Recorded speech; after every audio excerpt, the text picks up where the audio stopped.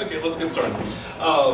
Who am I? I'm an architect that's been working on Hadoop for the last 5.5 years since the beginning of the project. I've been very lucky that I've been working at Yahoo that paid me to work on it exclusively.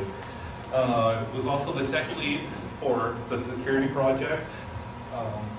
And then this month our team got spun out of Yahoo to form a new company called HortonWorks, which is an independent company that is focusing on making Hadoop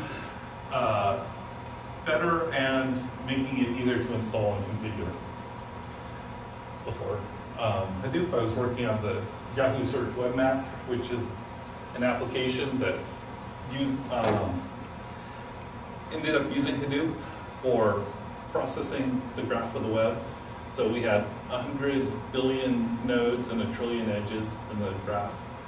And it's the biggest known Hadoop application. Okay, so what is Hadoop? Okay, who actually knows what Hadoop is? Everybody? Okay, skipping. The fun stuff though is that it scales up to be as big as you need it to be, right? We have clusters. I've seen clusters that are 4,500 nodes. So even if you're not at that scale, you know that it can go up that big without worrying about you're going to hit a boundary and have to switch technologies midstream. The other thing is that it can store up to 20 petabytes in the file system. That's enough for most people's use. The fact that it's open source is of course huge because when you're dealing with these platforms, you end up with a huge investment in applications and processes driving the infrastructure. And so the ability to get in there and make changes is huge.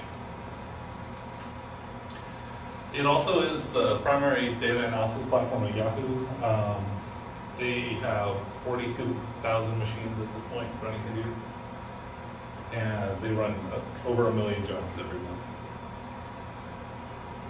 What do they do with it? They analyze lots of data. Basically, all of the web companies end up with a lot of data coming in about what their users do. So they end up with tens of terabytes coming in every day. And they want to use that in order to make their business more effective. So with Yahoo, they optimize things on the front page so that each user gets to see what they want to see. And that increases the click-through rate and the amount of time they spend on the site. Okay? So this project makes money for the companies that use it. Okay, so the problem is that the value add for Hadoop is that you can use these big clusters of computers, but you want to share them, right? You don't want each team to have their own little Hadoop cluster because that costs you more to operate, costs you wasted resources, and it's less efficient, right? If the front end people aren't using their CPU cycles, it's a shame to just let them go away. You want some other team to be able to come in and use those cycles. And that requires sharing these resources. So at Yahoo, they have the 42,000 machines broken into roughly 20 clusters. And that means that there are a lot of different groups with different kinds of information on those computers. That was fine for the first few years, but then they started freaking out and saying, oh no, you've got all this data that different kinds of people are supposed to have access to, right? So when they just started putting financial information in, they wanted only the insiders to be able to get to it. And, or rather, they needed to have only the insiders have access to it. And so they needed to make their own little cluster. The same with the personal identifiable information, right? All the web companies need to scrub that stuff. You need to keep the hashtag, the hash values that you use to encrypt the PII secret, and therefore you need to keep those on a separate cluster, and it goes on like that, right? There are all these different kinds of information, and it forces you to keep separate clusters. Now, to get around that, what you end up doing, to get around that, you have to create different clusters. So we wanted to avoid that, right? We wanted to make one big cluster and put all of the applications into it.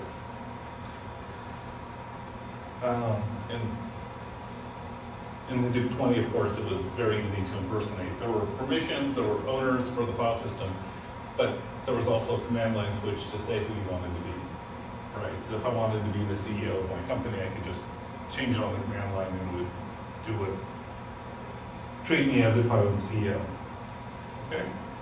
By the way, feel free to ask questions as they come up. Okay, so the solution is really that we needed to keep the data in HDFS secure, right? We needed to keep the people who aren't supposed to have access to particular data out of that data. And so we needed strong authentication. That includes MapReduce jobs, right? When you submit a MapReduce job to the cluster, you need to make sure that the right user submitted the job so that when you run as that user, that job actually came from the user. You guys know about Uzi? Uzi is a batch system that submits MapReduce jobs for you. So you can use it like cron or make. You can say when the directory, when data shows up in this directory, run this MapReduce job. When you run this job every 15 minutes to process the last 15 minutes worth of data, it'll do either one. Obviously, it had security implications. It had to be able to deal with security and still run as the user. So we decided to integrate Hadoop with Kerberos. Kerberos is a well-known library from MIT that had a lot of good properties, right? It was open source. It did strong authentication. It was built from the ground up to be distributed. And it had very well-proven protocols. It also had some nice features like replicated masters, so that if your KBC goes down, it's easy to fail over to the next one automatically. Does that make sense? Is that a question, or are you just... No. All right, so what were the requirements? The first is security had to be optional, right? We couldn't make it required. There are still people who run their Hadoop clusters behind a firewall, and they are either developers, so they're running it by themselves, or they just trust, it's a small startup, so they trust everyone. Now, obviously with larger companies or public companies, that doesn't work as well. The second requirement is that the Hadoop commands couldn't prompt for a password. Because this is all open source, if they popped up the dialogues and, hey, type your password in here, it would be very easy for people to create Trojan horses and capture passwords. We also needed to support single sign-on, right? We didn't want to have a new database of passwords that users needed to know. And we didn't want them to type in a password every time they run a command.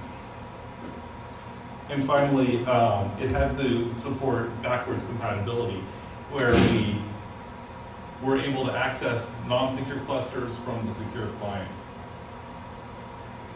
And HFTP is a HTTP-based protocol that we use to do that. So we had to make that work. Now, one of the axioms of software engineering is don't add security to a project after it's been developed. And this is why. That's what the normal data flow paths look like for a Hadoop cluster. And we trusted the stuff in green, those were our servers, but all the red stuff is untrusted, and there are all those different communication paths. So we actually had to go through and secure each combination of paths.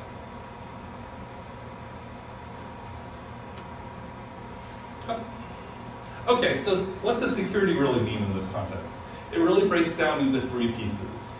authentication. Authentication is making sure you know who's on the other end of the wire and making sure that they can't fake who they are.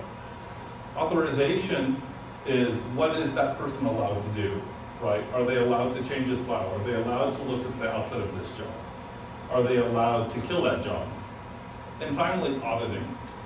One of the things that's really critical for security infrastructure is to be able to know who did what, right? You need to know who looked at those files, who wrote those files, and be able to keep that accurate and complete. Now, we already had authorization and we already had auditing, but the problem was because you could pretend to be someone else, the auditing didn't do any good, right? The auditing just said, oh, Joe accessed this file, when it could have been anyone saying that they were Joe. The same with the authorization, right? It doesn't do any good to say only Joe can access this file if anyone can pretend to be Joe.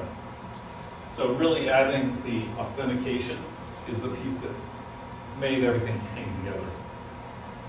Does that make sense?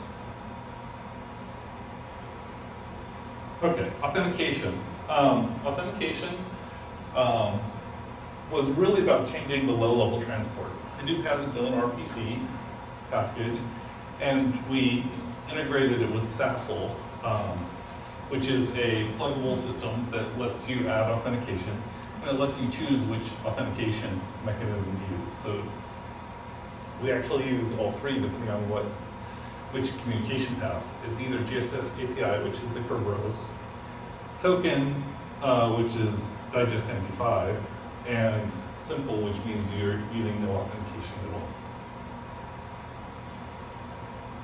We also needed to secure the HTTP browser, and we did that via plugin because not everyone has the same requirements for that.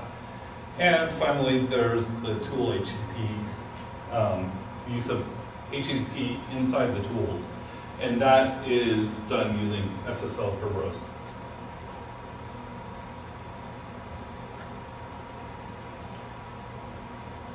Okay, so authorization. HDFS had authorization for a while, right, since 16. And the command line, so the command line didn't have to change, right? LS already showed owners, it already had permissions, and this just made it,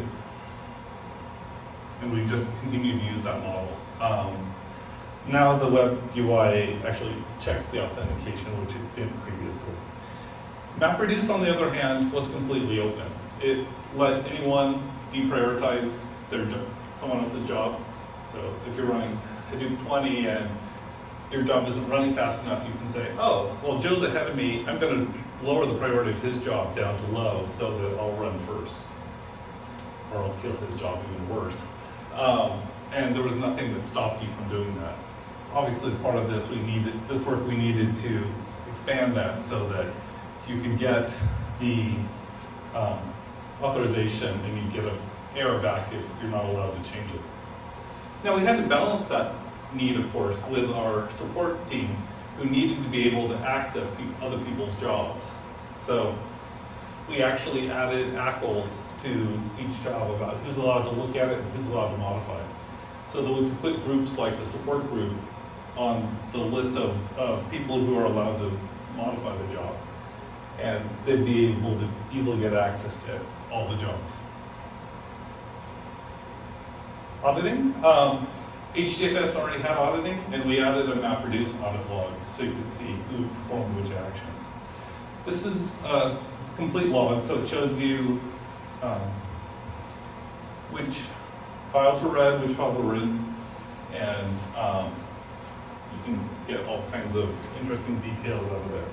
Now, it's optional, right? You can turn this off, but if you have the need for it, then you can get it.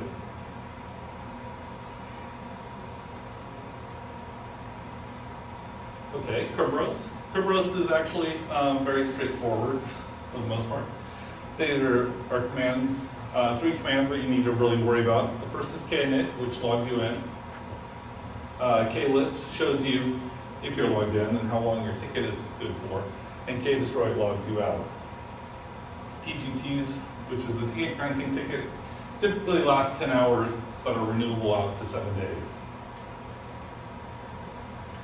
So what that means is that every 10 hours, your ticket will automatically get renewed out till 7 days. So you can't leave yourself logged in without typing in your password for more than a week. But once you have that ticket granting ticket, the Hadoop commands work exactly like they did before. So you basically don't see any difference. It's just now, when the command run, it looks up your ticket and uses those tickets to authenticate as you. Okay, so you can see LS submitting a job, it all looks exactly the same. So, one of the big concerns, of course, because there are lots and lots of Hadoop applications out there, was that we not break the interface. People are horrified anytime we try to make changes. Actually, Alan can tell you that the same holds true for Pig, too. If you make changes to the APIs at this point, people start screaming really, really loudly.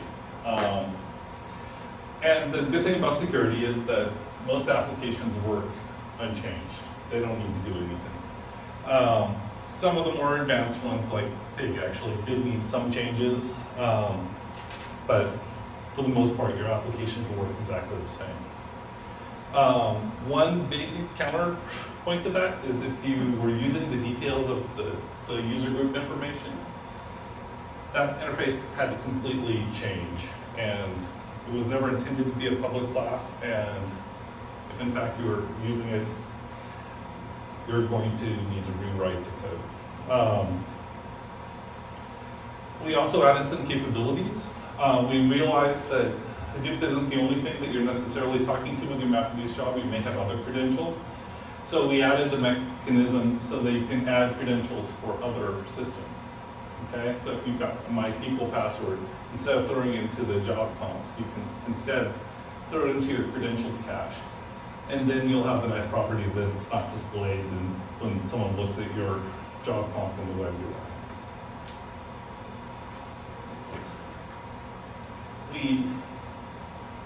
I guess I should talk a little bit about delegation tokens.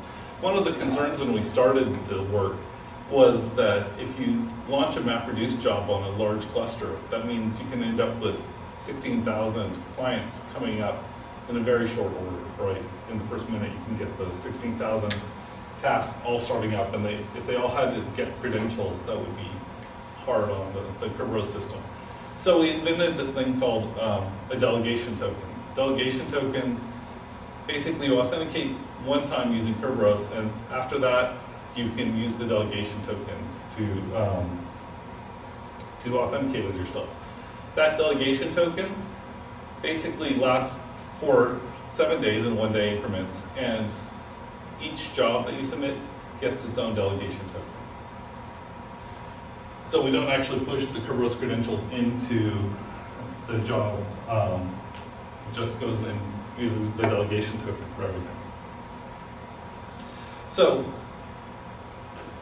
there has to be code that gets those credentials, but we fixed it under the scenes so that as long as you're doing the normal kinds of things, it happens automatically. In particular, if you are using a file input format or a file output format or just CP, we automatically get the tokens that you need to access the files that you're trying to access inside the job. If that doesn't work, then there's a new config variable that you can set that will list new HDFS servers that you also need delegation tokens for. Does that make sense?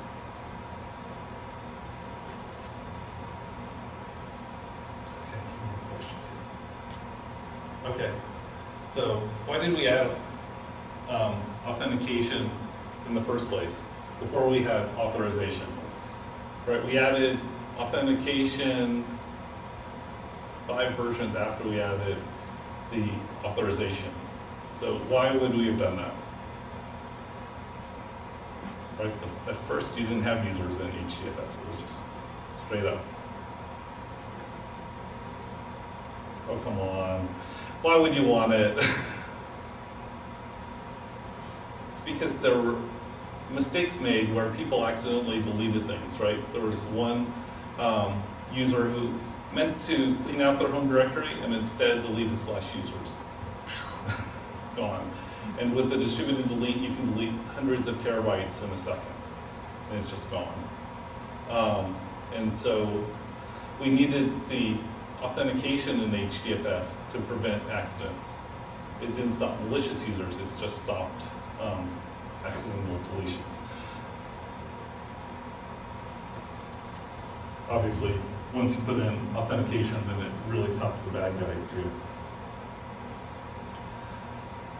Now, there are other cases too, right? We had to change some of the things about the task running environment. Because when you submit your MapReduce job, it runs on the cluster. Well, one of the things that, if you run in 20, that happens is that you run as the user of the task tracker. We had one user who put in some cleanup code in their task that was kill all -9 Java. That was not so good. You can imagine what happened. All of a sudden, their application hit that code because it was triggered by some cleanup code, and all of a sudden, all the task trackers started disappearing from the cluster, right? The first clue was that ops just started seeing task trackers disappearing.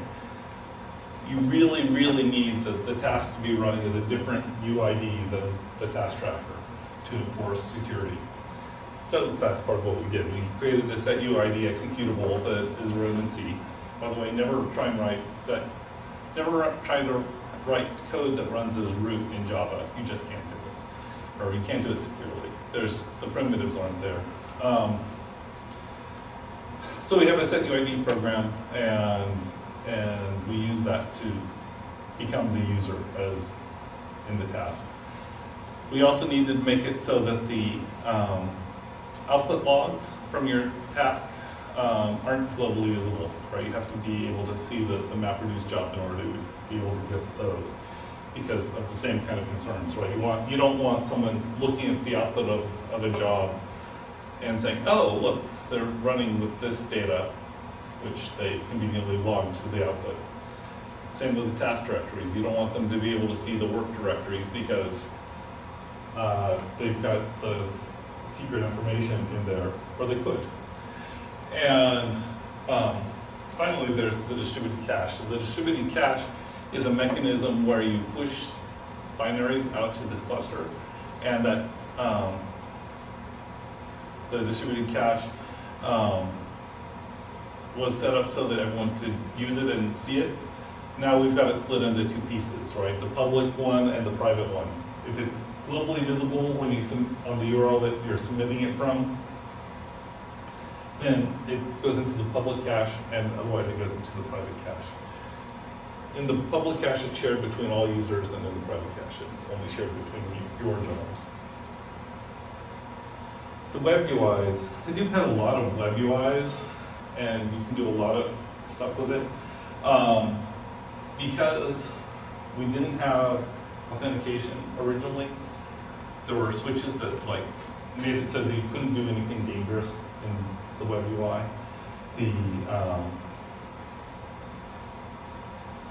But those aren't nearly as nice. You'd like those capabilities turned on, but you need authentication. Because not all the companies agree about what kind of authentication they do, we made it pluggable. So there's a Spinego drive, or a static user plugin. The Spinego uses Kerberos. The static user just takes a fixed user. And you can use those for the web UI, or the companies can make one of their own.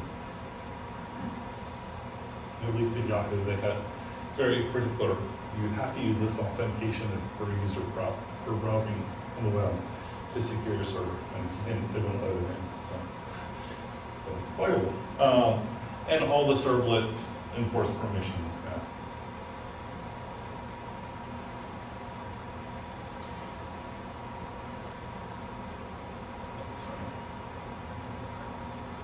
Okay, so that got us most of the way there. We could do most of what we needed to do by adding the authentication and authorization.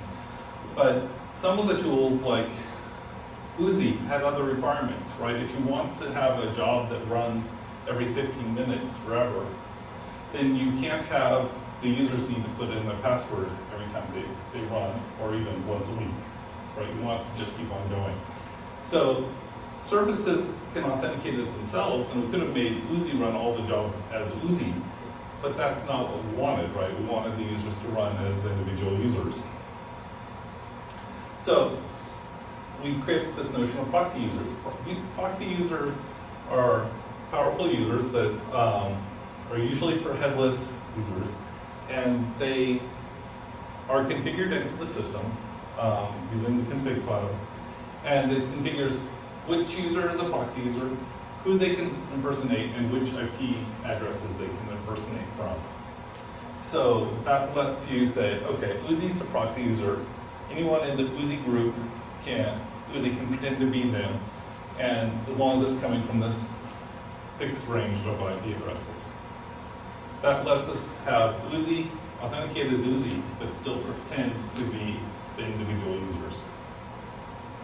There are commands to do refresh on that, so you don't need to bounce the clusters. So that if you make changes, you can issue an amend command to refresh it.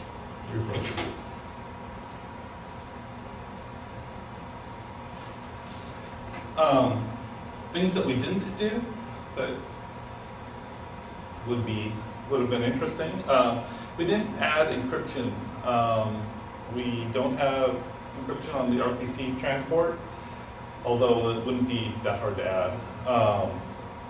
We don't encrypt on the block transfer protocol, which is the main transport of data, and we don't encrypt on disk. Now, all of these things could be added, but it's open source, of course they could be added, but they haven't been.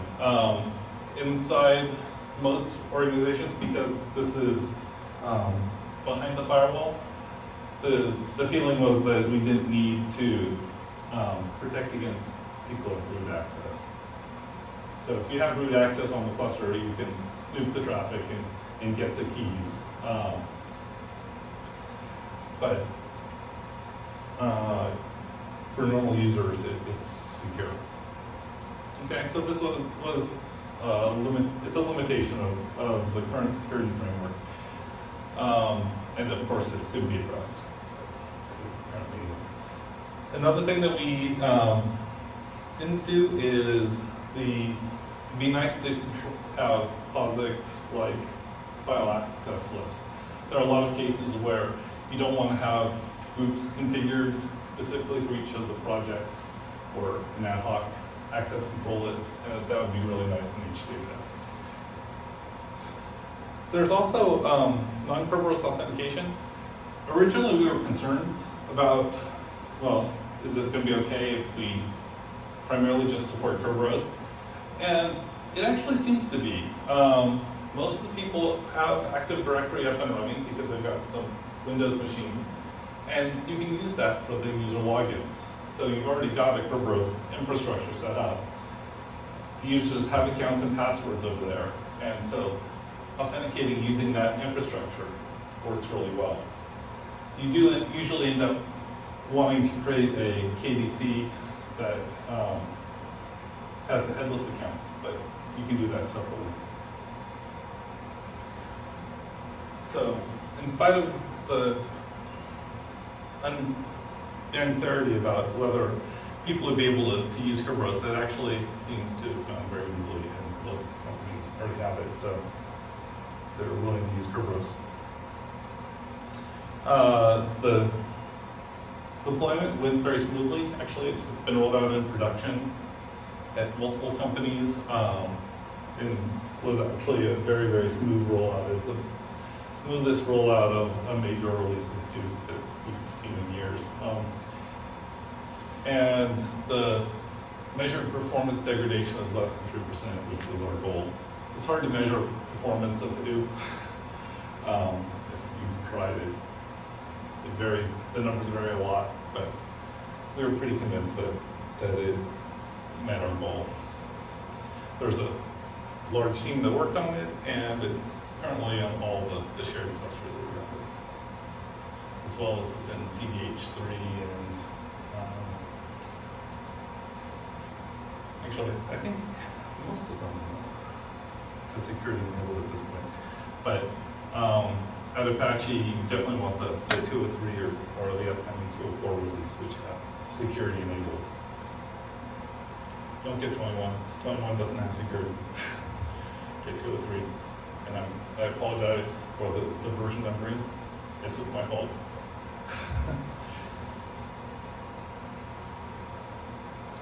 Okay. As part of the deployment, we only had one nail-biting incident where they rolled out to a new cluster and it went fine for a day, and then all of a sudden the task trackers started dropping off. And the data nodes started dropping off, and it got down to the point where a third of the machines had just stopped and wouldn't come back up. Or rather, the servers on those machines wouldn't. So we had to diagnose what had gone wrong. It turned out that all the dropped machines had new key tab files from after the services were started. And what had happened was it wasn't a software glitch at all. It was some operator had mistakenly regenerated the key tabs on a third of the machines. So we spent a lot of time worrying and stressing, and it was operator error. So we were in good shape. Now, one of the things about security is you always want to start from the bottom and work up. You can never be more secure than the layers underneath you. And Hadoop has a huge ecosystem at this point. Pig is done integrating with security. Actually, which releases the security stuff in? 08. 08. Uzi's integrated with security. HBase is being updated right now to deal with security. They changed it so that the HBase servers run as the HBase user, so that you lose the ability to read and write files directly. You have to do it through the APIs and through the servers. And then Hive is also being updated. Now, one of the things that concerns, well, the concerns over there is their security model currently has column level permissions, which there's no way to actually implement, right? You either have access to a file or you don't. You can't have access to some of the bytes in the file. So they're going to need to figure out what to do that. Either they leave the column level security as advisory and realize that it's not actually secure, or they take it out. Okay. Questions, of course, should go to the Hadoop mailing list, or send them to me. If you find security holes, please send them to security@hadoop.apache.org. You can't join that list. That's a list for the developers to receive bug reports on. And thank you. Any questions? You guys are so quiet.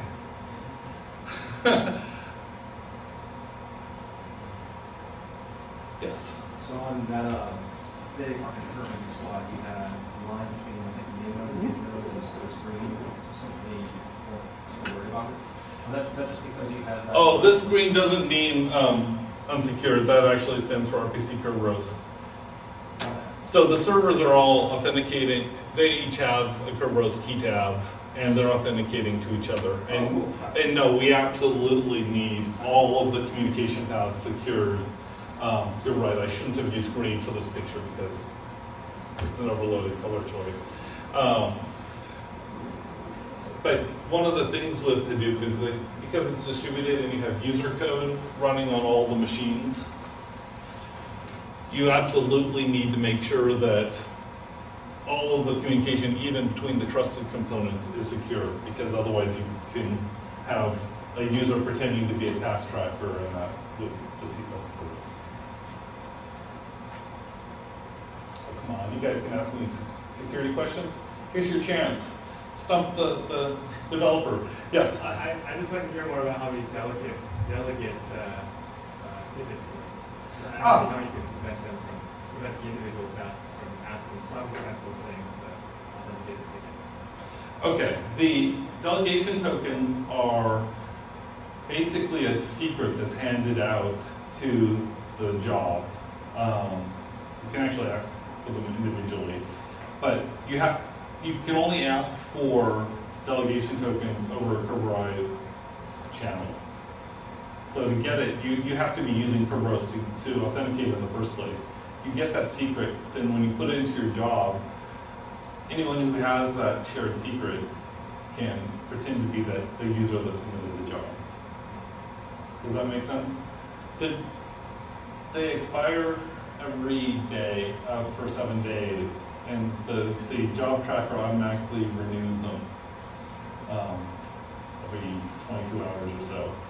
And when the job finishes, it cancels the cancels the delegation token for the job.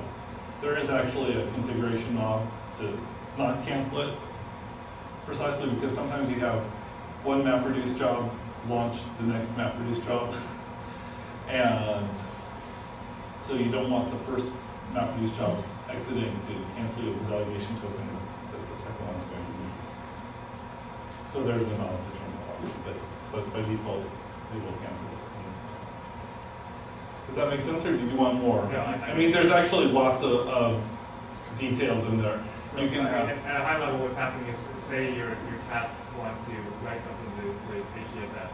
So beforehand, you're creating some secret of Kerberos and telling the data nodes or name nodes or whatever they have access to that anyone who wants to write here needs a secret. All of the authorization is done on the name node for HDFS. And that's required because the data nodes only have access to the block, and they don't know which file the block is part of. So the data nodes only look at block IDs, and they just are totally unconscious of which file that block is a part of. So they really can't do any authentication or authorization checks. So there's actually another token that when you open a file, part of the block location that comes back is a token that lets you access a particular block. And the data nodes check to make sure that you have a valid block token. Could someone sniff the network traffic to see that?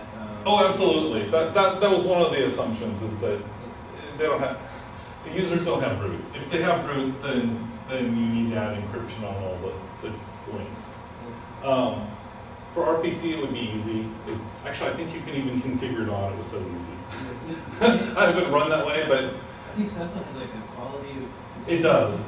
And so the RPC, which goes to SASL. So maybe it's as simple as treating the SASL configuration. Actually, I think we even have a configuration knob that lets you turn on the SASL flag. Now, it causes performance degradation because you're doing encryption over everything. So most sites run with that turned off, but you could turn it on. The other piece that you'd like encrypted, though, is the block traffic, right? So these black lines where the task is actually writing to the data node or reading from a data node, that it doesn't run through SASL, that runs through its own protocol because it was a mess. And because it's not RPC, right? It's just a data transfer protocol. You can So, start doing it, but decide not to because of it. right. So at some point, we probably should change that protocol to run through SASL, but it currently doesn't. So there's no easy way to encrypt that chunk of it, which you want to do. But once you did that, then yeah, you could run across the open menu. Okay. Okay, I think I got the signal. I'm done now. Gone. Thank you. Obviously, if you've got more questions, find me afterwards or send me an email.